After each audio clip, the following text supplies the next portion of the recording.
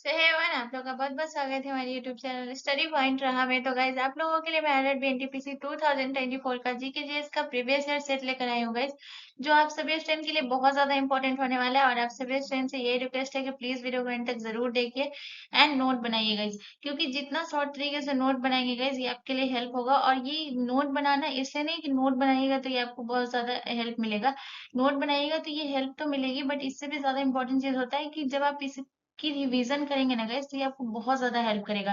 तो गाइस किसी भी एग्जाम में सिलेक्शन लेने के लिए सबसे इंपॉर्टेंट चीज होती है कि जितना ज्यादा आपकी चीजें क्लियर आउट रहेगी, ये आपको एग्जाम में उतना ही ज्यादा हेल्प करता है, ये आपको सिलेक्शन लेने में उतना ही ज्यादा मदद करता है। और चीजें क्लियर आउट तभी रहेगी जब आप चीजों को रिवीजन करेंगे। तो गाइस आप खुद से नोट बनाइए, शॉर्ट तरीके से नोट बनाइए, जो चीज आपको पता है उसकी नोट मत बनाइए, बट जो चीज नहीं पता है उसको नोट जरूर करिए एंड उसका रिविजन जरूर करिएगा, इस बहुत इंपॉर्टेंट होता है। तो चलिए इस आरआरबी एनटीपीसी 2024 के जीके जीएस के प्रीवियस ईयर सेट को एक नए जोश और जुनून के साथ स्टार्ट करते हैं। और आज का जो हमारा आरआरबी एनटीपीसी का जो सेट है वो हमारा सेट 36 है, ये आपको ध्यान रखना है, ठीक है। तो चलिए इस एनटीपीसी के सेशन को स्टार्ट करते हैं। और आज का हमारा पहला प्रश्न है, क्वेश्चन नंबर 1 है। क्वेश्चन नंबर 1 हमसे कह रहेगा कि नोबेल पुरस्कार जीतने वाले पहले भारतीय कौन थे। तो ये आपको बताना है कि नोबेल पुरस्कार जीतने वाले पहले भारतीय जो है वो कौन थे। तो आपके option A Amartya Sen, option B Rabindranath Tagore, option C Hargobind Khorana, ये option D Chandrasekhar Venkataraman. So guys इसका जो करेक्ट आंसर होगा वो होगा option B is the correct answer. Rabindranath Tagore जो है ये नोबेल पुरस्कार जीतने वाले पहले भारतीय थे। ये पहले भारतीय ही नहीं, एशिया में की भी बात करें तो सबसे पहले रविन्द्रनाथ टैगोर को ही मिला था। तो गाइज अब बात करते हैं सबसे पहले कुछ इंपॉर्टेंट पॉइंट, जैसे कि हम बात करेंगे नोबेल पुरस्कार से रिलेटेड। तो गाइज अगर हम बात करें कि नोबेल पुरस्कार की जो गाइज शुरुआत कब हुई थी, ये क्वेश्चन आपसे ये पूछा जाए तो याद रखिएगा गाइस कि नोबेल पुरस्कार की जो शुरुआत हुई थी वो कब हुई थी। तो याद रखिएगा 1901 में जो है नोबेल पुरस्कार की शुरुआत हुई थी, ये आपको ध्यान रखना है। नोबेल पुरस्कार की शुरुआत जो है ये कब हुई थी गाइस, तो ये आपको ध्यान रखना है कि नोबेल पुरस्कार की जो शुरुआत हुई थी गाइस, ये आपको ध्यान रखना है 1901 में जो है नोबेल पुरस्कार की शुरुआत हुई थी, ये आपको ध्यान रखना है, ठीक है। तो ये पॉइंट आपको याद रखना है। उसके बाद आपको नोबेल पुरस्कार से क्या याद रखना है गाइस, तो नोबेल पुरस्कार जो है गाइस ये आपको याद रखना है कितने क्षेत्रों में दिया जाता है। तो ये आपको ध्यान रखना है कि नोबेल पुरस्कार जो है ये 6 क्षेत्रों में दिया जाता है, ये आपको ध्यान रखना है। नोबेल पुरस्कार जो है ये कितने क्षेत्रों में दिया जाता है गाइस, ये आपको ध्यान रखना है। नोबेल पुरस्कार जो है ये 6 क्षेत्रों में दिया जाता है, ये आपको ध्यान रखना है, ठीक है। ये कितने क्षेत्रों में दिया जाता है गाइस, ये आपको ध्यान रखना है। नोबेल पुरस्कार जो है 6 क्षेत्रों में दिया जाता है, ये आपको ध्यान रखना है, ठीक है। उसके बाद बात करते हैं गाइस हम पहले जो है ये आपको ध्यान रखना है कि ये 5 क्षेत्रों में दिया जाता था। पहले ये कितने क्षेत्रों में दिया जाता था, 5 क्षेत्रों में। तो अगर हम बात करें गाइस कि ये आपको ध्यान रखना है कि 1969 से पहले जो गाइस ये आपको ध्यान रखना है, 1969 से पहले जो गाइस ये आपको ध्यान रखना है, 1969 से पहले कितने क्षेत्रों में दिया जाता था गाइस, तो ये आपको ध्यान रखना है 1969 से पहले जो है नोबेल पुरस्कार जो है ये 5 क्षेत्रों में दिया जाता था, ये आपको ध्यान रखना है। 1969 से पहले कितने क्षेत्रों में दिया जाता था गाइस, तो ये आपको ध्यान रखना है कि ये 5 क्षेत्रों में दिया जाता था। ये पॉइंट आपको याद रखना है जो कि बहुत ज्यादा इंपॉर्टेंट है, ठीक है। उसके बाद गाइस आपको क्या याद रखना है कि 1969 के बाद जो है गाइस ये आपको ध्यान रखना है 1969 से जो है ये किसे जोड़ा गया गाइस, तो ये आप ये भी पॉइंट आपको नोट कर लेना है। 1969 से गाइस ये आपको ध्यान रखना है 1969 से आर्थिक विज्ञान को जो है जोड़ा गया, ये आपको ध्यान रखना है। 1969 से किसे जोड़ा गया, तो ये आपको ध्यान रखना है कि 1969 से जो है आर्थिक विज्ञान को जोड़ा गया। और जब आर्थिक विज्ञान को जोड़ा गया तो ये कितने क्षेत्र हो गए गाइस, तो ये आपको ध्यान रखना है कि आर्थिक विज्ञान को जोड़ने से ये टोटल 6 क्षेत्र हो गया, ये आपको ध्यान रखना है, ठीक है। तो ये भी बहुत ज्यादा इंपॉर्टेंट है, याद रखिएगा आर्थिक विज्ञान को जोड़ा गया, ये आपको ध्यान रखना है। 1969 से आर्थिक विज्ञान को वो जो है गाइस याद रखिएगा आर्थिक विज्ञान में भी जो है ये पुरस्कार दिया जाने लगा, ये भी आपको ध्यान रखना है। आर्थिक विज्ञान में भी दिया जाने लगा, ये भी आपको ध्यान रखना है, ठीक है। आर्थिक विज्ञान में भी दिया जाने लगा, ये भी आपको ध्यान रखना है, जो कि बहुत ज्यादा इंपॉर्टेंट है, ठीक है। उसके बाद अगर हम बात करते हैं कि ये जो है 6 क्षेत्र कौन कौन से है, तो ये आपको ध्यान रखना है कि इसमें जो है 6 क्षेत्र आपको कौन कौन सा है जो नोबेल पुरस्कार दिया जाता है, तो इसको नोट कर लीजिएगा। तो सबसे पहले जो है ये आपको ध्यान रखना है 6 क्षेत्र की बात करें कि कौन से 6 क्षेत्रों में जो है नोबेल पुरस्कार दिया जाता है, ये आपको ध्यान रखना है, ठीक है। तो 6 क्षेत्रों की बात करते हैं। तो सबसे पहले आपको याद रखना है इसमें कौन कौन सा क्षेत्र है, तो ये आपको याद रखना है साहित्य के क्षेत्र में दिया जाता है नोबेल पुरस्कार, ये आपको ध्यान रखना है। साहित्य के बाद आपको कौन सा क्षेत्र याद रखना है, साहित्य के बाद आपको याद रखना है दूसरा दूसरा कौन से क्षेत्र में दिया जाता है, तो ये आपको ध्यान रखना है। दूसरा जो है ये शांति के क्षेत्र में नोबेल पुरस्कार दिया जाता है, ये आपको ध्यान रखना है। और शांति के क्षेत्र में गाइस याद रखिएगा मदर टेरेसा को मिला हुआ है। उसके बाद गाइस आपको तीसरा रखना है। तीसरा जो है ये किस क्षेत्र में दिया जाता है गाइस, तो ये आपको ध्यान रखना है। तीसरा आपको याद रखना है भौतिकी के क्षेत्र में दिया जाता है, ये आपको ध्यान रखना है। तीसरा जो है ये किस क्षेत्र में दिया जाता है गाइस, तो ये आपको ध्यान रखना है भौतिकी के क्षेत्र में दिया जाता है। उसके बाद बात करते हैं गाइस चौथा। चौथा जो है ये किस क्षेत्र में दिया जाता है गाइस, तो ये आपको ध्यान रखना है। चौथा जो है ये रसायन में दिया जाता है, ये आपको ध्यान रखना है। चौथा जो है ये किस क्षेत्र में दिया जाता है गाइस, तो ये आपको ध्यान रखना है। चौथा जो है ये रसायन में दिया जाता है। पांचवा की बात करें, पांचवा जो है ये किस में दिया जाता है गाइस, तो ये आपको ध्यान रखना है।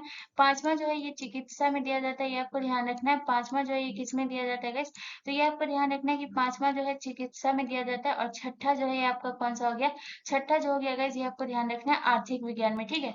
चौथा छठा जो हो गया ये आपका किसमें हो गया गाइस, तो ये आपको ध्यान रखना है। छठा जो हो गया ये आपका आर्थिक विज्ञान में। तो ये 6 क्षेत्रों में जो है नोबेल पुरस्कार दिया जाता है, ये आपको ध्यान रखना है, ठीक है। तो ये 6 क्षेत्रों में दिया जाता है। अब बात करते हैं रविन्द्रनाथ टैगोर के बारे में। तो गाइस सबसे पहले अगर हम बात करें कि रविन्द्रनाथ टैगोर को जो है पुरस्कार दिया गया, साहित्य के क्षेत्र में जो है रविन्द्रनाथ टैगोर को जो है पुरस्कार मिला था गाइस, ये आपको ध्यान रखना है। नोबेल पुरस्कार जो है रविन्द्रनाथ टैगोर को किस क्षेत्र में मिला था गाइस, तो ये आपको ध्यान रखना है साहित्य के क्षेत्र में मिला था। उसके बाद बात करते हैं गाइस कि इन्हें जो पुरस्कार मिला था वो किसके लिए मिला था गाइस, तो ये आपको ध्यान रखना है। इन्हें जो पुरस्कार मिला था वो गीतांजलि के लिए नोबेल पुरस्कार ये आपको मिला था गाइस, ये आपको ध्यान रखना है। इन्हें जो पुरस्कार मिला था वो किसके लिए मिला था गाइस, तो ये आपको ध्यान रखना है कि इन्हें जो पुरस्कार मिला था वो गीतांजलि के लिए मिला था नोबेल पुरस्कार, ये आपको ध्यान रखना। और कब मिला था, तो 1913 में मिला था, ये आपको ध्यान रखना है। इन्हें जो पुरस्कार मिला था कब मिला था, 1913 में, ये आपको ध्यान रखना है। उसके बाद आपको याद रखना है गाइस चंद्रशेखर वेंकटरमन को गाइस, ये आपको याद रखना है। इन्हें जो पुरस्कार मिला था ये किस क्षेत्र में मिला था गाइस, तो ये आपको ध्यान रखना है। इन्हें जो पुरस्कार मिला था ये भौतिकी के क्षेत्र में मिला था, ठीक है, ये आपको ध्यान रखना है। इन्हें किस क्षेत्र में मिला था, भौतिकी के क्षेत्र में मिला था गाइस। अगर बात करें इन्हें जो पुरस्कार मिला था ये कब मिला था, तो 1930 में मिला था, ये आपको ध्यान रखना है, ठीक है। तो गाइस आपको नोबेल पुरस्कार से रिलेटेड इतना पॉइंट आपको याद रखना है जो कि बहुत ज्यादा इंपॉर्टेंट है। ये आप याद रखिएगा कि नोबेल पुरस्कार की शुरुआत कब हुई, ये 6 क्षेत्रों में दिया जाता था, पहले 5 क्षेत्रों में दिया जाता था। और इसके जो है 6 क्षेत्र आपको याद रखना है क्योंकि ये बहुत ज्यादा इंपॉर्टेंट है, याद रखिएगा, ठीक है। चलिए नेक्स्ट क्वेश्चन। अगला क्वेश्चन हमारा क्वेश्चन नंबर 2 है गाइस। क्वेश्चन नंबर 2 कह रहा है कि पूर्वोत्तर रेलवे का मुख्यालय निम्नलिखित में से कहाँ स्थित है। तो आपको बताना है कि पूर्वोत्तर रेलवे का जो मुख्यालय है ये कहाँ स्थित है, जो कि बहुत ज्यादा इंपॉर्टेंट है। अब क्वेश्चन क्या पढ़िएगा, यहाँ पे बोल रहा है पूर्वोत्तर रेलवे का मुख्यालय, ठीक है। तो आपके ऑप्शन है Mumbai, option B Delhi, option C Kolkata, या option D Gorakhpur. So guys इसका जो करेक्ट आंसर होगा ऑप्शन डी जो है वो करेक्ट आंसर हो जाएगा गाइस। याद रखिएगा पूर्वोत्तर रेलवे का जो मुख्यालय है ये कहाँ है गाइस, तो ये आपको ध्यान रखना है। गोरखपुर जो है ये पूर्वोत्तर रेलवे का मुख्यालय है, ये आपको ध्यान रखना है। उसके बाद गाइस अगर हम बात करते हैं दिल्ली, दिल्ली में जो है ये दिल्ली जो है ये कहाँ का मुख्यालय है गाइस, ये आपको ध्यान रखना है। तो अगर आपसे क्वेश्चन पूछे कि उत्तर रेलवे का जो मुख्यालय है ये कहाँ है गाइस, तो ये आपको ध्यान रखना है। उत्तर रेलवे का जो मुख्यालय है गाइस ये आपको ध्यान रखना है कहाँ है, तो उत्तर रेलवे का जो मुख्यालय है गाइस ये आपको ध्यान रखना है ये कहाँ है, तो दिल्ली है उत्तर रेलवे का मुख्यालय। मुंबई जो है ये कहाँ का मुख्यालय है, इससे आपको ध्यान रखना है। मुंबई जो है ये आपके मध्य मध्य रेलवे का मुख्यालय जो है ये कहाँ है, इससे आपको ध्यान रखना है। मध्य रेलवे का जो मुख्यालय है ये कहाँ है, तो मध्य रेलवे का मुख्यालय जो है ये आपको ध्यान रखना है मुंबई है। मध्य रेलवे का मुख्यालय कहाँ स्थित है, इससे आपको ध्यान रखना है। मध्य रेलवे का मुख्यालय जो है ये आपके जो है आपके मुंबई। उसके बाद बात करते हैं गाइस पूर्व रेलवे का मुख्यालय जो है ये कहाँ है गाइस, तो ये आपको ध्यान रखना है। पूर्व रेलवे का जो मुख्यालय है ये कोलकाता है, ये आपको ध्यान रखना है। पूर्व रेलवे का मुख्यालय कहाँ है गाइस, तो आपको ध्यान रखना है पूर्व रेलवे का मुख्यालय जो है ये कोलकाता है। उसके बाद बात करते हैं गाइस पूर्वोत्तर रेलवे में जो है ये कितने मंडल है गाइस, तो अगर यहाँ पे अगर आपसे क्वेश्चन पूछता है कि पूर्वोत्तर रेलवे में अगर मंडल पूछता है गाइस, तो ये आपको ध्यान रखना है कि पूर्वोत्तर रेलवे में जो है ये कितने मंडल है गाइस, तो ये आपको ध्यान रखना है। पूर्वोत्तर रेलवे में जो है ये 3 मंडल है, ये आपको ध्यान रखना है। कितने मंडल है, ये 3 मंडल है, ये आपको ध्यान रखना है। अगर हम बात करें कि पूर्वोत्तर रेलवे में कौन कौन सा 3 मंडल है गाइस, तो ये आपको ध्यान रखना है। सबसे पहले आपको याद रखना है जो है इसका 3 मंडल कहाँ कहाँ है, तो ये आपको याद रखना है गाइस। आपको पहले याद रखना है लखनऊ, उसका लखनऊ के बाद गाइस आपको क्या याद रखना है, लखनऊ हो गया। उसका दूसरा जो है आपका क्या हो गया, लखनऊ हो गया। दूसरा जो है ये आपका क्या हो गया गाइस, तो दूसरा जो हो गया ये आपका इज्जत नगर हो गया। दूसरा जो है ये आपका कौन सा हो गया गाइस, तो दूसरा आपको याद रखना है इज्जत नगर हो गया। और तीसरा जो है ये कौन सा हो गया गाइस, तो तीसरा जो है आपको याद रखना है वाराणसी, ठीक है। तो ये 3 मंडल जो है आपको याद रखना है, लखनऊ, इज्जत नगर, और तीसरा जो है आपको कौन सा याद रखना है गाइस, तीसरा जो है आपको याद रखना है वाराणसी, ये आपको ध्यान रखना है। इतना पॉइंट ये आपको याद रखना है, ठीक है। उसके बाद अगर हम बात करते हैं गाइस मध्य रेलवे में जो है ये कितने मंडल है गाइस, तो ये आपको ध्यान रखना है। मध्य रेलवे में जो मंडल है वो आपको याद रखना है 5 है, ठीक है। यहाँ जो है ये कितने मंडल है गाइस, तो ये आपको याद रखना है मध्य रेलवे में 5 मंडल है, ये आपको ध्यान रखना है। उसके बाद अगर हम बात करते हैं पूर्व रेलवे में जो है ये कितने मंडल है गाइस, तो ये आपको ध्यान रखना रखना है पूर्व रेलवे में जो है 4 मंडल है, ये आपको ध्यान रखना है। पूर्व रेलवे में कितना मंडल है? 4 मंडल है। उसका उत्तर रेलवे की अगर बात करें तो इसमें भी जो है ये कितने मंडल है गाइस, तो ये आपको ध्यान रखना है। उत्तर रेलवे में भी जो है ये 5 मंडल है, ये आपको ध्यान रखना है, ठीक है।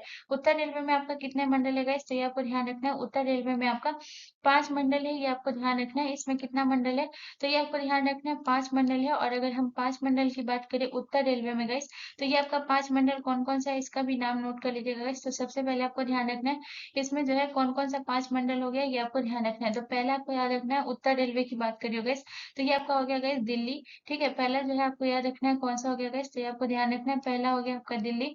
दूसरा जो है आपका कौन सा हो गया गाइस, दूसरा आपको याद रखना है गाइस, दूसरा जो हो गया ये आपका हो गया अम्बाला। दूसरा जो है आपको कौन सा हो गया गाइस, तो ये आपको याद रखना है दूसरा जो हो गया गाइस, ये आपको याद रखना है अम्बाला हो गया। उसके बाद अगर बात करें तीसरा, तीसरा जो है आपका कौन सा हो गया गाइस, अम्बाला के बाद आपको याद रखना है फिरोजपुर, ठीक है। अम्बाला के बाद आपको क्या याद रखना है गाइस, तीसरा जो हो गया फिरोजपुर हो गया। और उसके बाद गाइस फिरोजपुर के बाद जो है चौथा आपको याद रखना है, चौथा जो है आपको कौन सा हो गया गाइस, तो चौथा जो है आपको याद रखना कौन सा हो गया, चौथा जो हो गया ये आपका हो गया आपका लखनऊ, ठीक है। चौथा जो है ये आपका कौन सा हो गया गाइस, तो ये आपको ध्यान रखना है चौथा जो है ये आपका हो गया लखनऊ। और जो पांचवा जो है आपका कौन सा हो गया गाइस, पांचवा जो है आपको याद रखना है पांचवा आपका कौन सा हो गया, मुरादाबाद, ठीक है। पांचवा जो है आपको कौन सा हो गया गाइस, तो ये आपको ध्यान रखना है पांचवा जो हो गया ये आपका मुरादाबाद हो गया, ये आपको ध्यान रखना है, ठीक है। चलिए नेक्स्ट क्वेश्चन की तरफ। अगला क्वेश्चन हमारा क्वेश्चन नंबर 3 है गाइस। क्वेश्चन नंबर 3 कह रहा है कि अलकनंदा और मंदाकिनी का संगम स्थल निम्न में से कौन सा है। आपको बताना है कि अलकनंदा और मंदाकिनी का संगम स्थल कौन सा है।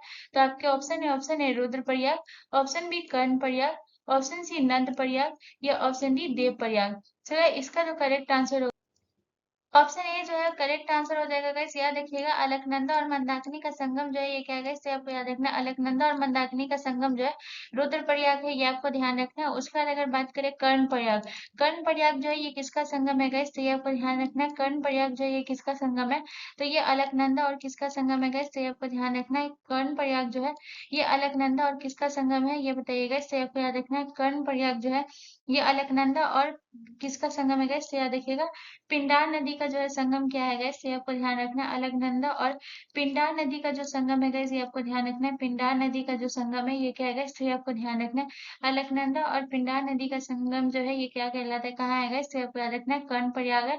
उसके बाद गाइस अगर बात करते हैं नंद प्रयाग की, नंद प्रयाग में आपको क्या याद रखना है अलकनंदा और गाइस नंदाकिनी, ठीक है। अलकनंदा और नंदाकिनी का जो संगम है कहाँ है गाइस, तो ये आपको ध्यान रखना है अलकनंदा और नंदाकिनी का संगम स्थल है गाइस, ये आपको ध्यान रखना है कहाँ है, तो ये है आपका नंद प्रयाग में, ये आपको ध्यान रखना है अलकनंदा और नंदाकिनी का संगम जो है ये कहाँ है, तो ये आपको याद रखना है अलकनंदा और नंदाकिनी का संगम जो है ये नंद प्रयाग में है, ये आपको ध्यान रखना है, ठीक है। उसके बाद अगर हम देव प्रयाग की बात करेंगे, देव प्रयाग से आपको क्या याद रखना है अलकनंदा और भगीरथी का संगम जो है ये कहाँ है, तो ये आपको ध्यान रखना है अलकनंदा और भगीरथी की संगम जो है ये कहाँ है, तो ये है देव प्रयाग, ये आपको ध्यान रखना है अलकनंदा प्लस भगीरथी, ठीक है। अलकनंदा और भगीरथी का संगम जो है ये कहाँ है, तो ये आपको ध्यान रखना है अलकनंदा और भगीरथी की संगम जो है ये देवप्रयाग है।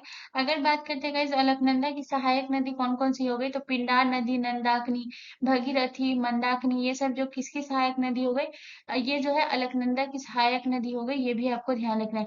अगर हम बात करें गाइस ये आपका जो है ये कहाँ है गाइस, तो ये आपको याद रखना है ये सभी जो है ये आपका कहाँ है, तो याद रखिएगा ये जो है आपका उत्तराखंड में है, ये आपको ध्यान रखना है ये सभी जो है कहाँ स्थित है।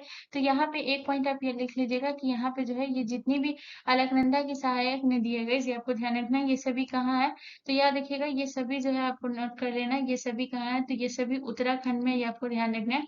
ये सभी कहाँ है गाइस, तो ये आपको ध्यान रखना है ये सभी जो है ये आपके उत्तराखंड में है, ये भी आपको ध्यान रखना है, ठीक है। ये सभी कहाँ है गाइस, तो याद रखिएगा ये सभी आपके उत्तराखंड में है, ये भी आपको ध्यान रखना है, ठीक है। उसके बाद बात करते हैं गाइस, यहाँ पे आपको कुछ इंपॉर्टेंट पॉइंट लिखा रही हूँ जो कि आपको नोट कर लेना है गाइस। तो पहला आपको क्या याद रखना है कि जो है देव प्रयाग तक अलकनंदा की लंबाई कितनी है गाइस, ये आपको ध्यान रखना है, ये आपको ध्यान रखना है। यहाँ पे हम बात करेंगे गाइस देव प्रयाग, ठीक है। देव प्रयाग तक जो है अलकनंदा की लंबाई कितनी है गाइस, तो ये आपको ध्यान रखना है देव प्रयाग तक अलकनंदा की जो लंबाई है वो कितनी है, तो 195 किलोमीटर, ये आपको ध्यान रखना है। देव प्रयाग तक अलकनंदा की लंबाई कितनी है गाइस, तो ये आपको ध्यान रखना है देव प्रयाग तक अलकनंदा की लंबाई जो है ये कितनी है गाइस, ये भी बहुत इंपॉर्टेंट है, याद रखिएगा। तो देवप्रयाग तक अलकनंदा की लंबाई जो है ये कितनी है गाइस, तो याद रखिएगा 195 किलोमीटर, ठीक है। ये आपको ध्यान रखना है। देवप्रयाग तक अलकनंदा की लंबाई जो है ये कितनी है गाइस, तो ये आपको ध्यान रखना है। देवप्रयाग तक अलकनंदा की जो लंबाई है वो 195 किलोमीटर है, ये आपको ध्यान रखना है, ठीक है। उसके बाद गाइस आपको क्या याद, रुद्रप्रयाग तक मंदाकिनी की लंबाई कितनी है गाइस, ये आपको ध्यान रखना है, जो कि बहुत इंपॉर्टेंट है, याद रखिएगा। रुद्रप्रयाग तक मंदाकिनी की लंबाई कितनी है गाइस, ये क्वेश्चन आपसे पूछा जा रहा है। तो याद रखिएगा रुद्रप्रयाग तक जो है ये आपको याद रखना है। रुद्रप्रयाग तक मंदाकिनी की लंबाई जो है ये कितनी है गाइस, तो ये आपको ध्यान रखना है। रुद्रप्रयाग तक मंदाकिनी की जो लंबाई है गाइस ये बहुत इंपॉर्टेंट है, याद रखिएगा। तो रुद्रप्रयाग तक मंदाकिनी की जो है लंबाई कितनी है गाइस, तो आपको याद रखना है। रुद्रप्रयाग तक मंदाकिनी की कुल लंबाई लिख लीजिएगा, ठीक है। कुल लंबाई जो है ये कितनी है गाइस, ये आपको ध्यान रखना है 72 किलोमीटर, ठीक है। तो याद रखिएगा रुद्रप्रयाग तक मंदाकिनी की कुल लंबाई कितनी है गाइस, तो ये आपको याद रखना है 72 किलोमीटर तक, ये भी आपको ध्यान रखना है, ठीक है। कितना किलोमीटर तक गाइस, तो ये आपको याद रखना है 72 किलोमीटर तक।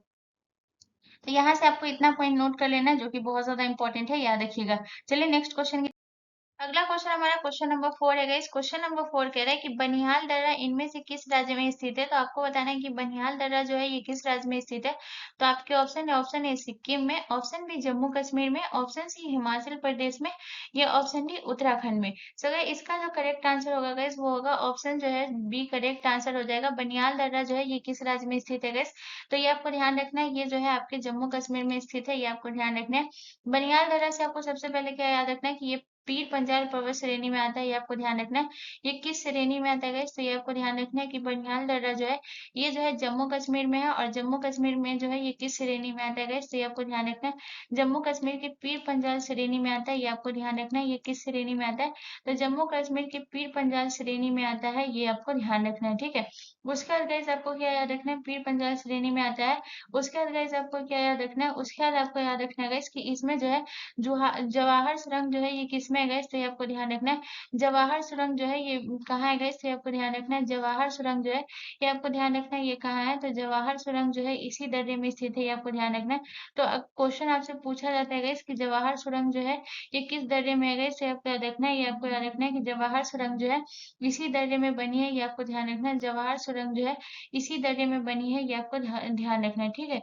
ये भी बहुत इंपॉर्टेंट है, याद रखिएगा। जवाहर सुरंग जो है इसी दर्रे में है गाइस, ये आपको ध्यान रखना है। इसी दर्रे में है, ये आपको ध्यान रखना है, ठीक है। जवाहर सुरंग जो है इसी दर्रे में है, ये भी आपको ध्यान रखना है, ठीक है। उसके बाद गाइस आपको क्या याद रखना है, उसके बाद आपको याद रखना है गाइस कि इसकी जो है समुद्र तल से इसकी ऊंचाई कितनी होती है गाइस, तो ये आपको ध्यान रखना है कि बनिहाल दर्रा की जगह गाइस याद रखिएगा समुद्र तल से जो है इसकी ऊंचाई कितनी होती है गाइस, तो आपको ध्यान रखना है। बनिहाल दर्रा की समुद्र तल से जो ऊंचाई होती है गाइस, ये आपको ध्यान रखना है कितनी होती है। तो समुद्र तल से जो इसकी ऊंचाई होती है 2832 मीटर गाइस। समुद्र तल से जो ऊंचाई होती है इसकी कितनी होती है बनिहाल दर्रा की गाइस, तो ये आपको ध्यान रखना है। बनिहाल दर्रा की ऊंचाई जो होती है 2000 जो है 832 मीटर जो है गाइस, ध्यान रखिएगा इसकी ऊंचाई होती है, ये भी आपको ध्यान रखना है, ठीक है। तो यहाँ से आपको इतना पॉइंट याद रखना है बनिहाल दर्रा से, जो कि बहुत ज्यादा इंपॉर्टेंट है।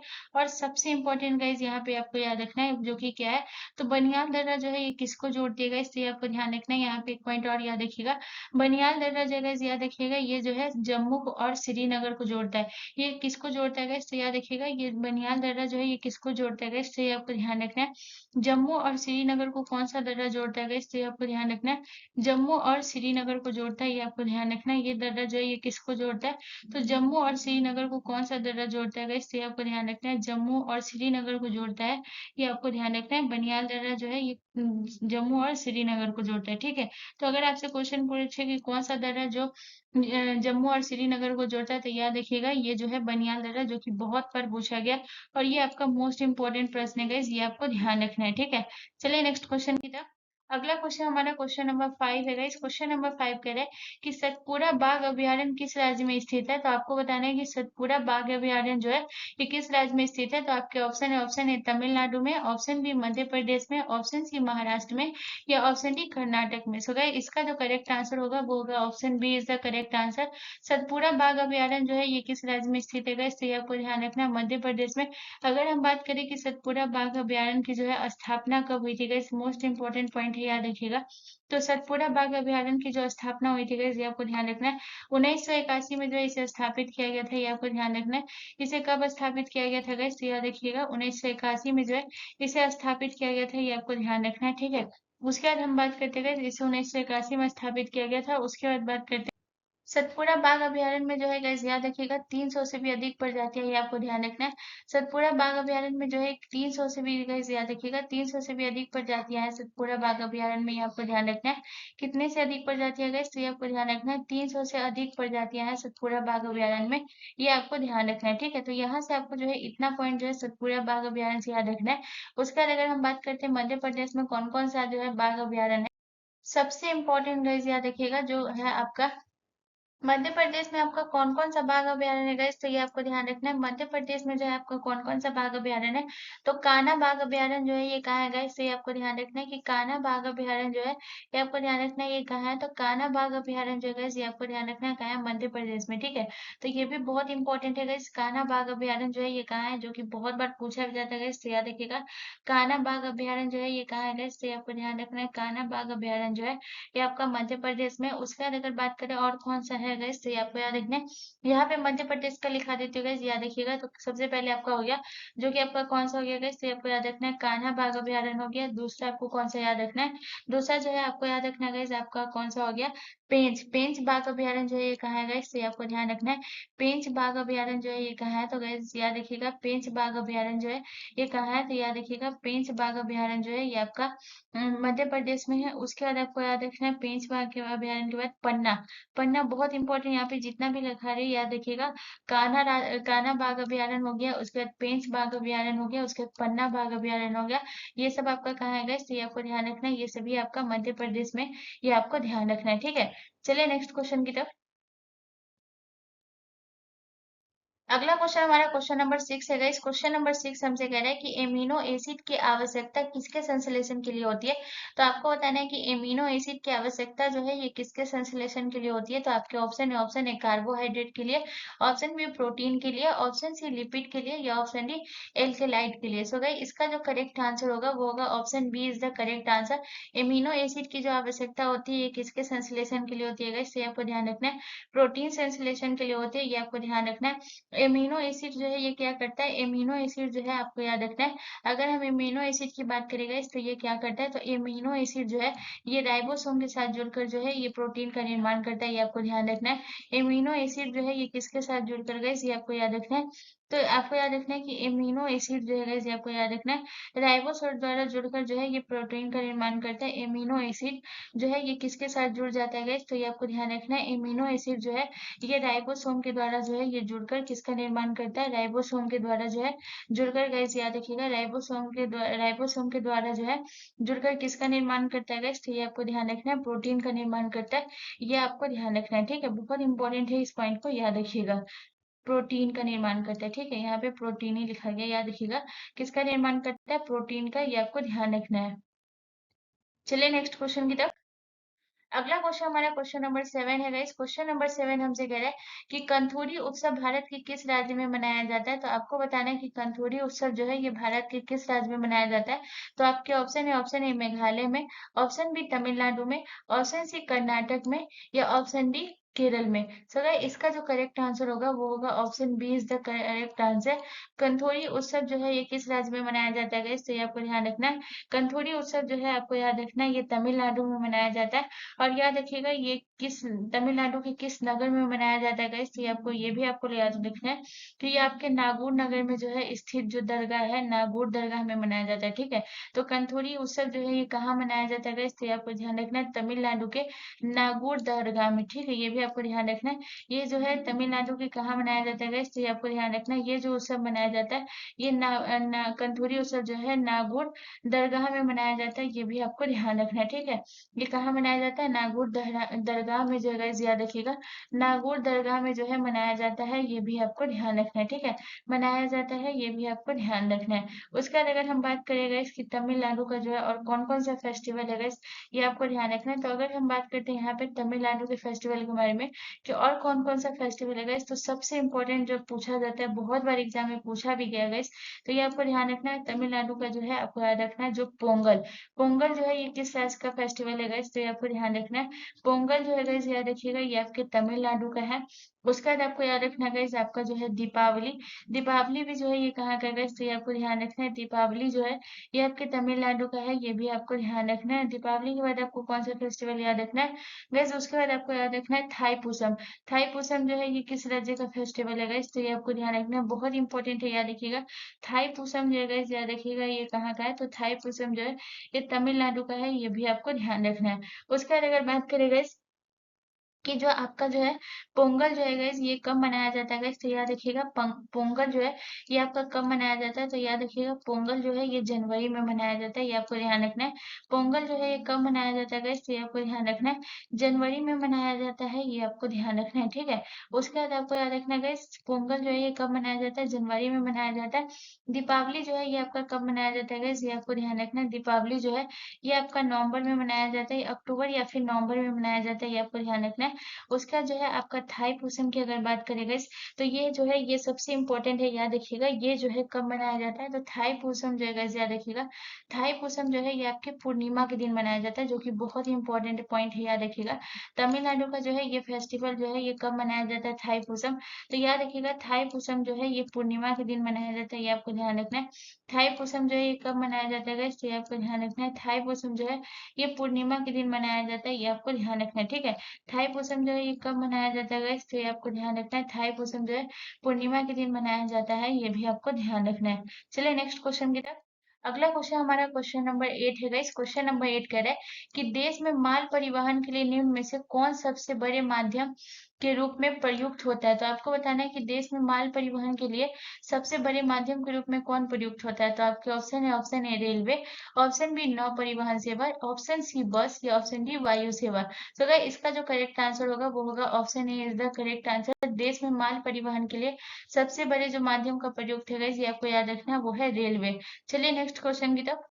अगला क्वेश्चन हमारा क्वेश्चन नंबर 9 है गाइस। क्वेश्चन नंबर 9 कह रहा है कि भारत का मैग्ना कार्टा भारतीय संविधान के किस भाग को कहा जाता है। तो आपको बताना है कि भारत का मैग्ना कार्टा जो है ये भारतीय संविधान के किस भाग को कहा गया। तो आपके ऑप्शन है, ऑप्शन ए भाग 4 को, ऑप्शन बी भाग 3 को, ऑप्शन सी भाग 2 को, या ऑप्शन डी भाग 4 के ए को। सो गाइस इसका जो करेक्ट आंसर होगा वो होगा option B is the correct answer. Bharat का मैग्ना कार्टा जो है ये भाग 3 को कहा गया। अगर हम भाग 3 की बात करें तो भाग 3 में आपका कौन सा है गाइस, फंडामेंटल राइट, यानी कि जो है भाग 3 में आपका कौन सा है गाइस, आप सभी को पता होगा मौलिक अधिकार। मौलिक अधिकार जो है ये संविधान के किस भाग में गाइस, ये आपको ध्यान रखना है। मौलिक अधिकार जो है ये संविधान के जो है कौन से भाग में, तो याद रखिएगा भाग 3 में है, ये आपको ध्यान रखना है। उसके बाद अगर हम बात करें कि मौलिक अधिकार में जो है ये आपका किस आर्टिकल से किस आर्टिकल तक है, तो याद रखिएगा मौलिक अधिकार जो है ये आपके 12 से 35 तक है, ये भी आपको ध्यान रखना है। ये संविधान के अनुच्छेद किस तक, भाग 3 के किस आर्टिकल तक है, तो 12 से 35 तक आपका मौलिक अधिकार है, ये आपको ध्यान रखना है, ठीक है। उसके बाद बात करते हैं गाइस, पहले जो है मौलिक अधिकार कितना था गाइस, तो ये आपको ध्यान रखना है। पहले जो मौलिक अधिकार था वो 7 था, ये आपको ध्यान रखना। और अभी मौलिक अधिकार वर्तमान में कितना है गाइस, तो ये आपको ध्यान रखना है। वर्तमान में जो मौलिक अधिकार है वो 6 है, ये आपको ध्यान रखना है। वर्तमान में मौलिक अधिकार कितना है गाइस, तो ये आपको ध्यान रखना है 6 है। जो कि आपका एक अधिकार हटा दिया गया है, जो कि आपका संपत्ति का अधिकार था, उसे हटा दिया गया है। आपको याद रखना है 44वां संविधान संशोधन 1900 जो है, आपको यहाँ पे मैं लिख देती हूँ ताकि आपको याद रखे। जो आपका 44वां संविधान संशोधन हुआ था गाइस, ये आपको ध्यान रखना है। 44वां संविधान संशोधन के तहत जो है आपका संपत्ति का अधिकार जो है, ये आपको ध्यान रखना है। संपत्ति के अधिकार को जो है हटा दिया गया, ये आपको ध्यान रखना है। संपत्ति के अधिकार को हटा दिया गया, इसलिए वर्तमान में 6 अधिकार है, ये आपको ध्यान रखना है। 44वां संविधान संशोधन की बात करें, ये कब हुआ था, तो 1978 में हुआ था, ये भी आपको ध्यान रखना है, ठीक है। उसके बाद हम बात करते हैं जो गाइस भाग 4। भाग 4 में जो है ये आपका क्या है गाइस, तो ये आप सभी को पता होगा। भाग 4 में जो है जो कि आपका राज्य का नीति निर्देशक तत्व है, ये आपको ध्यान रखना है। राज्य के नीति निर्देशक तत्व जो है ये किसमें है गाइस, तो ये आपको ध्यान रखना है। राज्य के नीति निर्देशक तत्व जो है गाइस, ये आपको याद रखना है। राज्य के नीति निर्देशक तत्व जो है ये किसमें है गाइस, तो ये आपको ध्यान रखना है। राज्य के नीति निर्देशक तत्व जो है ये संविधान के भाग 4 में है, ये आपको ध्यान रखना है। अगर हम बात करते हैं गाइस कि राज्य के नीति निर्देशक तत्व जो है ये किस आर्टिकल में है, तो ये आपको ध्यान रखना है। 12 से लेकर 35 तक मौलिक अधिकार है और 36 से लेकर 51 तक जो है ये आपका जो है याद रखिएगा राज्य के नीति निर्देशक तत्व है, ये आपको ध्यान रखना है। उसके बाद भाग 2 की अगर बात करें, भाग 2 में जो है ये आपका क्या है, तो ये आपको याद रखना है नागरिकता। नागरिकता जो है ये संविधान के किस भाग में है, तो ये आपको ध्यान रखना है। नागरिकता जो है ये संविधान के भाग 2 में है, ये आपको ध्यान रखना है। और नागरिकता जो है ये किस आर्टिकल तक है, तो 5 से लेकर 11 तक, ये आपको ध्यान रखना है। उसके बाद अगर हम बात करें गाइस भाग 4 के क में गाइस, तो याद रखिएगा भाग 4 के ए में जो है ये आपका क्या है गाइस, तो ये आपको याद रखना है मौलिक कर्तव्य है, ये आपको ध्यान रखना है। भाग 4 के ए में जो है ये आपका क्या है गाइस, तो ये आपको ध्यान रखना है मौलिक कर्तव्य है, ये आपको ध्यान रखना है। ठीक है, चलिए नेक्स्ट क्वेश्चन की तरफ। अगला क्वेश्चन हमारा क्वेश्चन नंबर 10 है गाइस। क्वेश्चन नंबर 10 हमसे कह रहा है कि राज्यपाल की अध्यादेश जारी करने की शक्ति संविधान के किस अनुच्छेद में उल्लेख है। तो आपको बताना है कि राज्यपाल की अध्यादेश जारी करने की शक्ति संविधान के किस अनुच्छेद में जो है उल्लेख किया हुआ है। तो आपके ऑप्शन है अनुच्छेद 216 में, ऑप्शन बी अनुच्छेद 243 में, ऑप्शन सी अनुच्छेद 153 में, या ऑप्शन डी अनुच्छेद 213 में। सो गाइस इसका जो करेक्ट आंसर होगा गाइस, ये आपको ध्यान रखना है। इसका जो करेक्ट आंसर होगा वो होगा अनुच्छेद 213 जो है ये करेक्ट आंसर हो जाएगा। अनुच्छेद 213 में जो गाइस ये क्या है, तो राज्यपाल की अध्यादेश जारी करने की शक्ति जो है ये अनुच्छेद 213 में है, ये आपको ध्यान रखना है। उसके बाद बात करते हैं गाइस अनुच्छेद 216 में। अनुच्छेद 216 में जो है ये क्या है गाइस, तो ये आपको ध्यान रखना है उच्च न्यायालय के गठन का प्रावधान जो है ये किसमें है गाइस, तो ये आपको ध्यान रखना है उच्च न्यायालय के गठन का प्रावधान जो है ये किसमें है गाइस, तो ये आपको ध्यान रखना है उच्च न्यायालय के गठन का प्रावधान जो है अनुच्छेद 216 में है, ये आपको ध्यान रखना है उच्च न्यायालय के गठन का प्रावधान।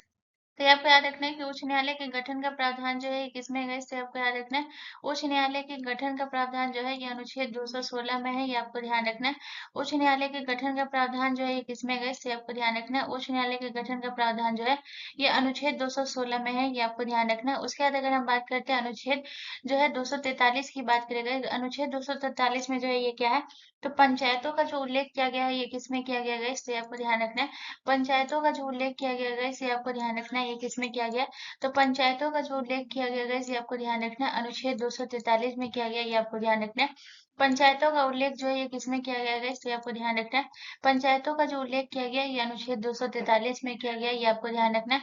उसके बाद गाइस हम बात करते हैं अनुच्छेद 153 में। अनुच्छेद 153 में जो है ये किसका उल्लेख किया गया है, इसे आपको याद रखना है अनुच्छेद 153 में जो है राज्यपाल का जो है उल्लेख किसमें मिलता है, इसे आपको ध्यान रखना है राज्यपाल का जो उल्लेख जो है ये किसमें किया गया है, तो आपको ध्यान रखना है राज्यपाल का जो उल्लेख किया गया ये अनुच्छेद 153। राज्यपाल का जो है उल्लेख किसमें किया गया है, तो आपको ध्यान रखना है राज्यपाल का जो उल्लेख किया गया ये अनुच्छेद 153 में कहा किया गया, ये आपको ध्यान रखना है। चलिए नेक्स्ट क्वेश्चन की तरफ। अगला क्वेश्चन हमारा क्वेश्चन नंबर 11 है गाइस। क्वेश्चन नंबर 11 कह रहा है कि एंजाइम के प्रोटीन भाग को क्या कहते हैं। तो आपको बताना है कि एंजाइम के प्रोटीन भाग को क्या कहते हैं। तो आपके ऑप्शन है हेलो एंजाइम, ऑप्शन बी आइनोसो enzyme, option C apo enzyme, या ऑप्शन डी उपयुक्त सभी। तो गाइस इसका जो करेक्ट आंसर होगा वो होगा आपका जो है एपेनो एंजाइम जो है इसका करेक्ट आंसर हो जाएगा, यानी कि ऑप्शन सी जो है हमारा करेक्ट आंसर हो जाएगा। ठीक है, एपो एंजाइम जो है एंजाइम के प्रोटीन भाग को कहते हैं। अगर यहाँ पे क्वेश्चन पूछ देता कि एंजाइम के गाइस यहाँ पे क्वेश्चन पूछ देता आपको क्या कि एंजाइम के अप्रोटीन भाग को क्या कहते हैं गाइस, ये आपको ध्यान रखना है। तो यहाँ पे दोनों प्रश्न पूछा जाता है, कभी कभी एंजाइम के प्रोटीन भाग को और कभी कभी पूछ देता है कि एंजाइम के अप्रोटीन भाग को जो है ये क्या कहा जाता है।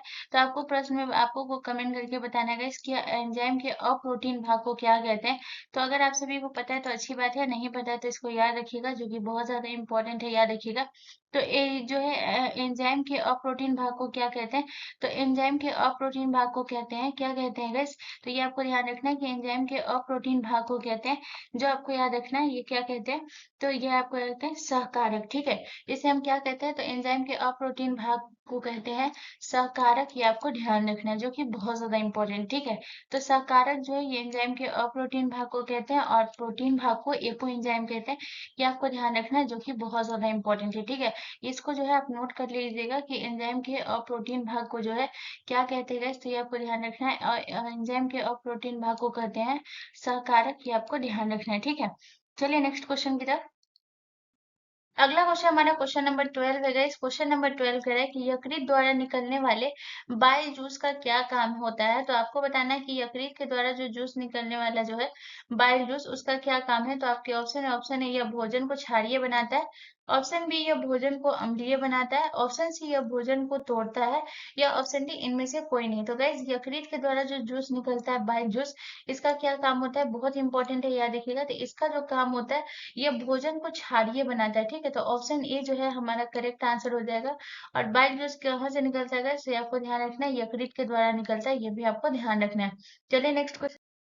अगला क्वेश्चन हमारा क्वेश्चन नंबर 13 है गाइस। क्वेश्चन नंबर 13 कह रहा है कि किस प्रकार की पर्वत श्रेणी के अंतर्गत सतपुड़ा पर्वत श्रृंखला आता है। तो आपको बताना है कि किस प्रकार की पर्वत श्रेणी के अंतर्गत सतपुड़ा पर्वत आता है। तो आपके ऑप्शन है, ऑप्शन ए ब्लॉक पर्वत, ऑप्शन बी वलित पर्वत, ऑप्शन सी अवशिष्ट पर्वत, या ऑप्शन डी संचित पर्वत। सो गाइस इसका जो करेक्ट आंसर होगा वो होगा option A is the correct answer. Block पर्वत के अंतर्गत जो है आपका कौन कौन सा पर्वत आता है गाइस, तो ये आपको ध्यान रखना है। ब्लॉक पर्वत के अंतर्गत जो है ये आपका सतपुड़ा जो है, ये किस पर्वत के अंतर्गत आता है, किस पर्वत श्रेणी के अंतर्गत। तो याद रखिएगा सतपुड़ा जो है ये आता है, ये आपके ब्लॉक पर्वत श्रेणी के अंतर्गत आता है। इसके बाद आपको एक और याद रखना है गाइस, ये आपको ध्यान रखना है, विंध्यन पर्वत। विंध्यन पर्वत जो है गाइस, ये आपको याद रखना है। विंध्यन पर्वत जो है ये किसके अंतर्गत आता है गाइस, तो ये आपको याद रखना है, ये भी जो है आपका भारत का दो पर्वत आपको याद रखना है जो कि ब्लॉक पर्वत श्रेणी में आता है, ये आपको ध्यान रखना है। अगर हम सतपुड़ा की बात करें गाइस, यहाँ पे आपको सतपुड़ा से क्या याद रखना है, सतपुड़ा जो है गाइस ये आपको याद रखना है, ये नर्मदा और ताप्ती नदी के मध्य स्थित है। ये आपको ध्यान रखना है कि सतपुड़ा जो है ये आपको ध्यान रखना है, ये किस नदी के बीच स्थित है गाइस, तो ये आपको याद रखना है कि सतपुड़ा जो है गाइस, यहाँ पे आपको नोट कर लेना है। सतपुड़ा जो है ये किसके बीच स्थित है गाइस, तो ये आपको ध्यान रखना है। सतपुड़ा जो है ये नर्मदा और ताप्ती के बीच स्थित है, ये आपको ध्यान रखना है। सतपुड़ा जो है ये आपको ध्यान रखना है, ये नर्मदा और ताप्ती के बीच स्थित है, ये आपको ध्यान रखना है। ठीक है, नर्मदा और ताप्ती के बीच जो है कौन सा पर्वत स्थित है गाइस, तो ये आपको ध्यान रखना है। नर्मदा और ताप्ती के बीच जो है ये आपका सतपुड़ा स्थित है। और विंध्यन जो है ये किन दो नदियों के बीच स्थित है, तो ये आपको ध्यान रखना है। विंध्यन जो है ये आपको याद रखना है, ये नर्मदा और महानदी जो है ये आपको याद रखना है। विंध्यन जो है गाइस ये आपको ध्यान रखना है, नर्मदा और महानदी के बीच स्थित है, ये आपको ध्यान रखना है, जो कि बहुत इंपॉर्टेंट है, याद रखिएगा। नर्मदा और महानदी के बीच जो है ये प्रश्न पूछा जाता है गाइस, याद रखिएगा। नर्मदा और महानदी के बीच जो है ये कौन सा पर्वत स्थित है गाइस, तो ये आपको ध्यान रखना है। नर्मदा और महानदी के जो बीच जो है ये कौन सा पर्वत है, तो याद रखिएगा नर्मदा और महानदी के बीच जो स्थित है ये आपको याद रखना है, कौन सा पर्वत है गाइस, तो ये आपको याद रखना है, विंध्यन पर्वत स्थित है, ये आपको ध्यान रखना है। ठीक है, तो ये सतपुड़ा और विंध्यन जो है ये आपका ब्लॉक पर्वत है। वलित पर्वत भी याद रखिएगा गाइस, जो कि बहुत ज्यादा इंपॉर्टेंट है। वलित पर्वत में जो है आपका कौन कौन सा वलित पर्वत हो जाएगा, तो याद रखिएगा हिमालय। हिमालय जो है आपका कौन सा पर्वत है, बहुत बार एग्जाम में पूछा गया है गाइस, याद रखिएगा। हिमालय जो है ये आपका एक वलित पर्वत है। उसके बाद आपको याद रखना है गाइस, हिमालय के बाद आपको कौन सा याद रखना है गाइस, आपका जो है अरावली। अरावली भी जो है गाइस याद रखिएगा, ये कौन सा पर्वत है गाइस, तो ये आपको ध्यान रखना है। हिमालय हो गया, अरावली हो गया, ये सब आपको याद रखना है, कौन सा पर्वत है, ये आपका अरावली पर्वत है। उसके बाद आपको अरावली जो है ये सब आपका वलित पर्वत है। उसके बाद अरावली के बाद जो है आपका इंडीज हो गया, ये भी आपका एक वलित पर्वत है। इंडीज के बाद जो है गाइस आपको याद रखना है आल्पस। आल्पस भी जो है गाइस याद रखिएगा, ये भी आपको याद रखना है, ये कौन से पर्वत है गाइस, तो ये याद रखिएगा आल्पस जो है ये भी आपका एक वलित पर्वत है, ये आपको ध्यान रखना है। चलिए नेक्स्ट क्वेश्चन की। अगला क्वेश्चन हमारा क्वेश्चन नंबर 14 है गाइस। क्वेश्चन नंबर 14 कह रहा है कि निम्नलिखित में से किस नदी पर माता टीला बांध स्थित है। तो आपको बताना है कि माता टीला बांध जो है ये किस नदी पर स्थित है। तो आपके ऑप्शन है, ऑप्शन ए नर्मदा नदी पर, ऑप्शन बी माही नदी पर, ऑप्शन सी बेतवा नदी पर, या ऑप्शन डी चंबल नदी पर। सो गाइस इसका जो करेक्ट आंसर होगा वो होगा option C is the correct answer. Betwa नदी पर आपका कौन सा बांध स्थित है गाइस, तो ये आपको ध्यान रखना है। माता टीला बांध जो है ये किस नदी पर स्थित है, तो याद रखिएगा ये जो है आपके बेतवा नदी पर है। उसके बाद अगर आपसे राज्य पूछे कि माता टीला बांध जो है ये किस राज्य में है गाइस, तो ये आपको ध्यान रखना है। अगर आपसे राज्य पूछता है गाइस तो ये आपको ध्यान रखना है, माता टीला बांध जो है ये आपका किस राज्य में है, तो याद रखिएगा उत्तर प्रदेश में। ठीक है, उत्तर प्रदेश की किस नदी पर है गाइस, तो ये आपको ध्यान रखना है, उत्तर प्रदेश की बेतवा नदी पर है। और बेतवा नदी जो है ये किसकी सहायक नदी है, तो यमुना की सहायक नदी कौन सी है गाइस, तो ये आपको याद रखना है। बेतवा नदी जो है गाइस याद रखिएगा ये यमुना की सहायक नदी है, ये भी आपको ध्यान रखना है। यमुना की सहायक नदी कौन सी है गाइस, तो ये आपको याद रखना है, यमुना की सहायक नदी जो है ये आपकी बेतवा नदी है, ये भी आपको ध्यान रखना है। ठीक है, कि यमुना की सहायक नदी है। उसके बाद हम बात करते हैं गाइस आपके जो है इस माता टीला बांध से रिलेटेड। तो अब बात करते हैं कि इसमें आपको अगला पॉइंट क्या याद रखना है। इसमें आपको अगला पॉइंट ये याद रखना है कि इसका जो है निर्माण कब शुरू हुआ। तो इसके अगर निर्माण जो है यहाँ पे आपको यह भी एक क्वेश्चन पूछ सकते हैं कि इसका निर्माण कब शुरू हुआ, और दूसरा प्रश्न आपसे ये पूछ सकते हैं कि इसका निर्माण जो है पूरा कब हुआ। तो अगर निर्माण से रिलेटेड बात करेंगे गाइस, तो यहाँ पे बात करेंगे कि निर्माण जो है इसका शुरू कब हुआ और इसका जो है समाप्त मतलब कि पूर्ण कब हुआ। तो सबसे पहले अगर निर्माण जो है शुरू की बात करें गाइस, तो ये आपको ध्यान रखना है इसका जो निर्माण शुरू हुआ था ये कब हुआ था। तो गाइस याद रखिएगा 1958 में जो है इसका जो है निर्माण शुरू हुआ, ये आपको ध्यान रखना है 1958 में निर्माण शुरू हुआ। और उसके बाद आपको याद रखना है कि 1971 में जो गाइस याद रखिएगा 1971 में जो है गाइस ये आपको याद रखना है ये पूर्ण हुआ, ठीक है। 1971 में जो है शुरू हुआ और 1971 में जो है पूर्ण हुआ, ये भी आपको ध्यान रखना है, ठीक है। तो यहाँ से आपको इतना पॉइंट याद रखना है। उसके बाद अगर हम बात करते हैं गाइस कि जो माता टीला बांध है गाइस, यहाँ से अगर हम बात करें माता टीला बांध से जो है दो पॉइंट और याद रखना है। सबसे पहले हम बात करेंगे इसकी ऊंचाई के बारे में और इसकी लंबाई के बारे में, ठीक है। तो माता टीला बांध की जो है ऊंचाई कितनी है गाइस, तो ये आपको ध्यान रखना है। माता टीला बांध की जो ऊंचाई है गाइस, ये आपको ध्यान रखना है 25 मीटर जो है इसकी ऊंचाई है, ये आपको ध्यान रखना है। माता टीला बांध की जो है ऊंचाई कितनी है, तो याद रखिएगा माता टीला बांध की जो ऊंचाई है ये 25 मीटर है। उसके बाद हम बात करते हैं गाइस माता टीला बांध की जो है ऊंचाई के बाद हम बात करेंगे लंबाई की।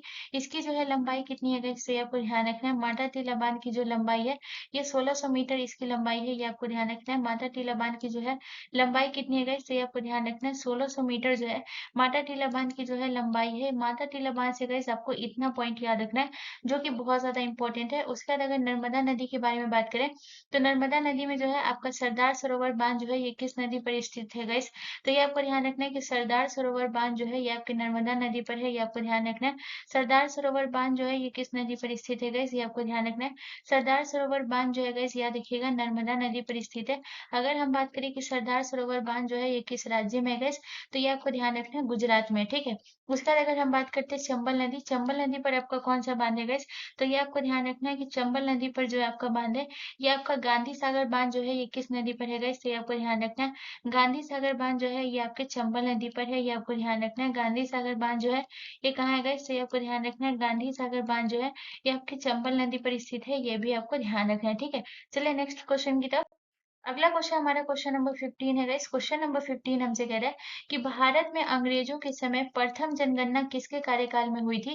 तो आपको बताना है कि भारत में अंग्रेजों के समय प्रथम जनगणना जो है, प्रथम जनगणना आपसे पूछ रहा है ये किसके समय हुई थी गाइस, तो ये आपके ऑप्शन है लॉर्ड लिटन के समय, ऑप्शन बी लॉर्ड रिपन के समय, ऑप्शन सी लॉर्ड मेयो के समय, या ऑप्शन डी लॉर्ड डफरिन के समय। सो गाइस इसका जो करेक्ट आंसर होगा वो होगा ऑप्शन सी जो है करेक्ट आंसर हो जाएगा। प्रथम जनगणना जो हुआ था वो लॉर्ड मेयो के समय हुआ था, ये आपको ध्यान रखना है। अगर इसी जगह आपसे क्वेश्चन क्या पूछता कि जो है भारत की पहली संपूर्ण जनगणना अगर आपसे पूछता कि जो है पहली संपूर्ण जनगणना जो है कब हुई थी, तो यहाँ पे आपको प्रथम जनगणना पूछा था, जो कि मैं पहले ही आपको बताई थी कि यहाँ पे क्वेश्चन क्या पूछ रहा है, प्रथम जनगणना। लेकिन अगर आपसे पूछ देता है कि भारत की पहली पहली संपूर्ण जनगणना जो है ये किसके कार्यकाल में हुई थी गाइस, तो ये आपको ध्यान रखना है। अगर संपूर्ण जनगणना की बात करते हैं गाइस, तो ये आपको याद रखना है लॉर्ड रिपन के समय हुआ था। संपूर्ण जनगणना जो हुआ था ये कब हुआ था गाइस, तो भारत में पहली संपूर्ण जनगणना जो हुआ था ये किस कब हुआ था गाइस, तो ये आपको ध्यान रखना है पहला कि ये जो है ये रिपन के समय हुआ था, ये ध्यान रखना है। ये किसके समय हुआ था, रिपन के समय, और कब हुआ था गाइस, तो ये आपको ध्यान रखना है कि 1881 में हुआ था लॉर्ड रिपन के समय, ये आपको ध्यान रखना है, ठीक है। रिपन के समय हुआ था और 1881 में हुआ था।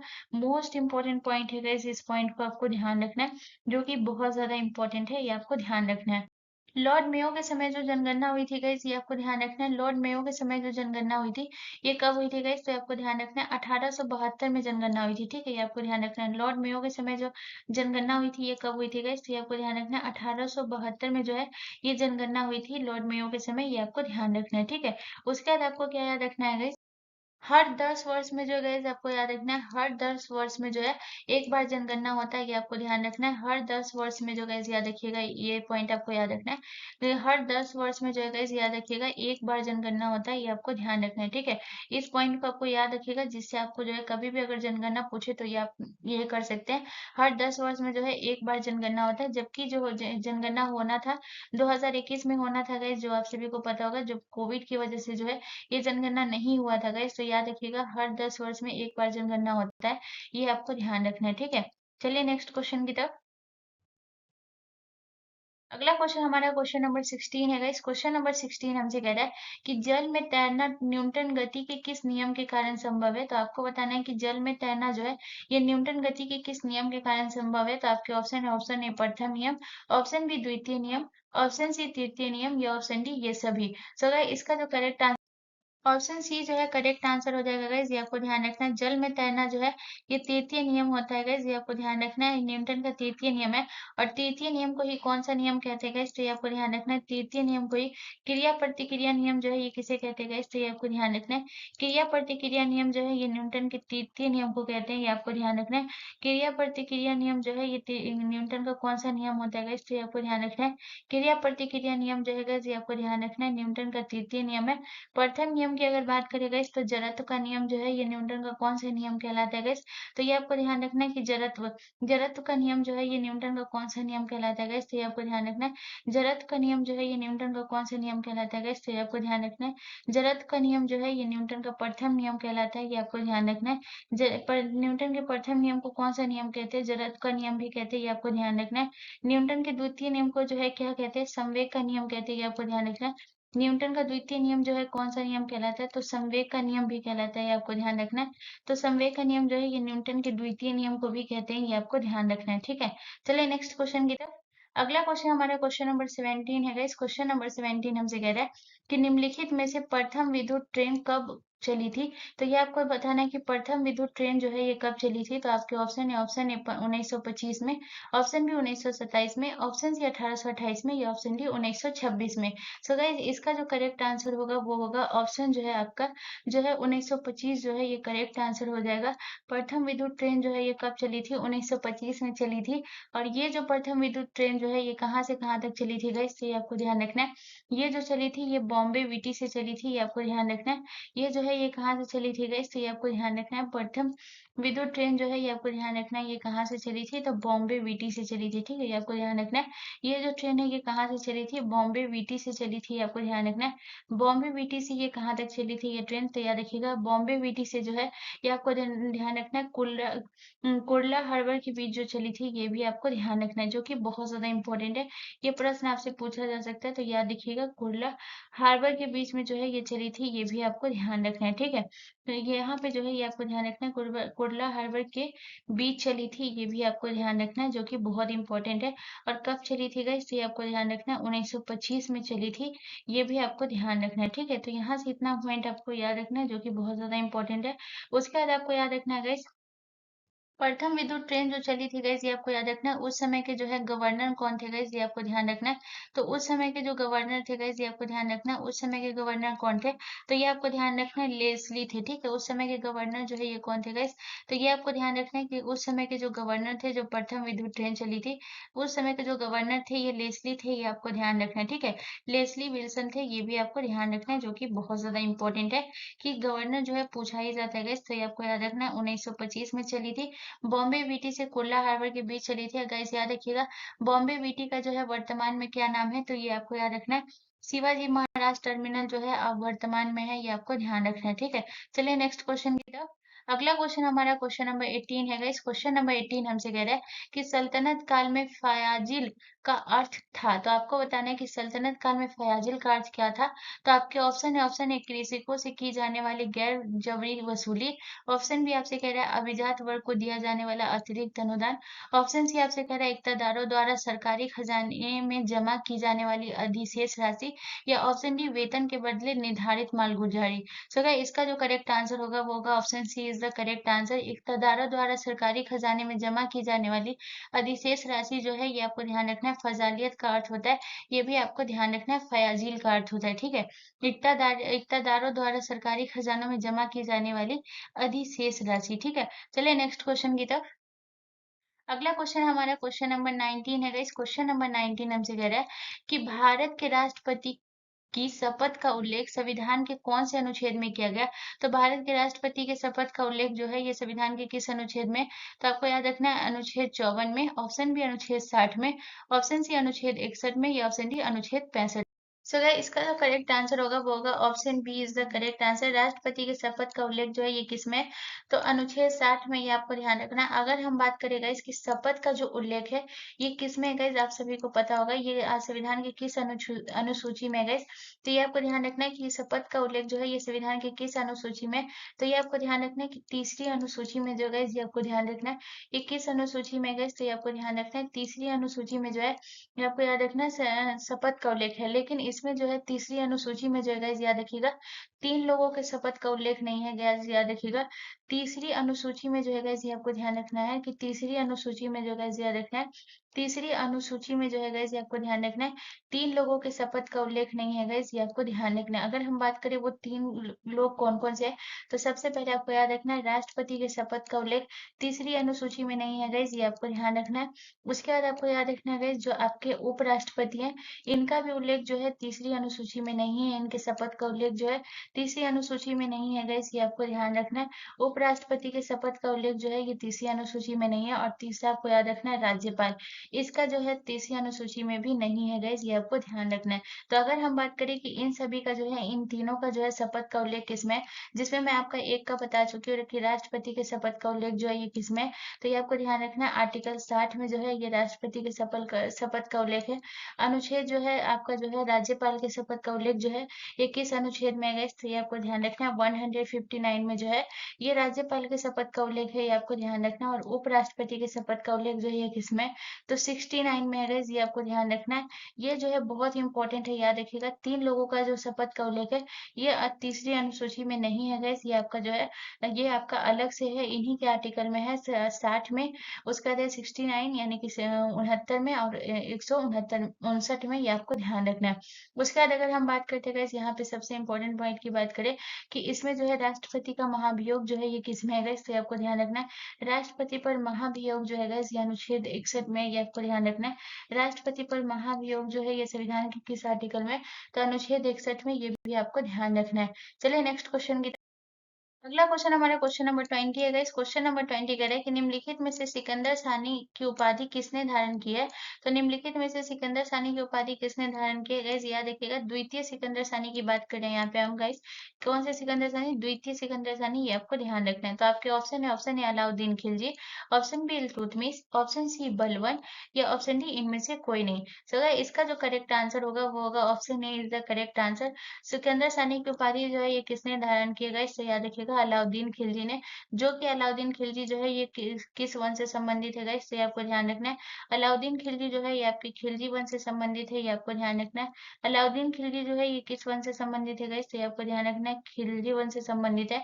अगर हम बात करें अलाउद्दीन खिलजी के शासनकाल का, अलाउद्दीन खिलजी का जो शासनकाल था ये कब से कब तक था गाइस, तो ये आपको ध्यान रखना है। अलाउद्दीन खिलजी का जो शासनकाल था ये आपका कब से कब तक था, तो 1200 गाइस याद रखिएगा 1296 से लेकर गाइस याद रखिएगा इसका शासनकाल कब से कब तक था, 1296 से लेकर 1316 तक जो है ये अलाउद्दीन खिलजी का शासनकाल था, ये आपको ध्यान रखना है।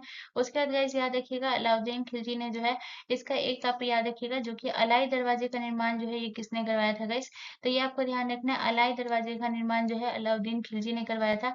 ये आपको बताना है कि अलाउद्दीन खिलजी ने अलाई दरवाजे का निर्माण कब करवाया था, ये आपको कमेंट करके बताना है, और ये आपका होमवर्क है गाइस। तो बताइए अलाई दरवाजे का निर्माण जो है ये किसने करवाया था, तो अलाई दरवाजे का निर्माण जो है अलाउद्दीन खिलजी ने करवाया था।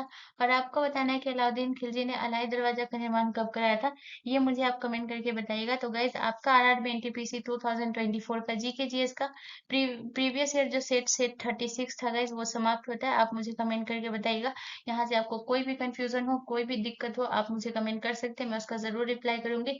एंड प्लीज गाइज चैनल को जरूर सब्सक्राइब कर लीजिएगा, बेल आइकन पे जरूर क्लिक कर लीजिएगा। मिलते हैं नेक्स्ट वीडियो में गाइज, धन्यवाद।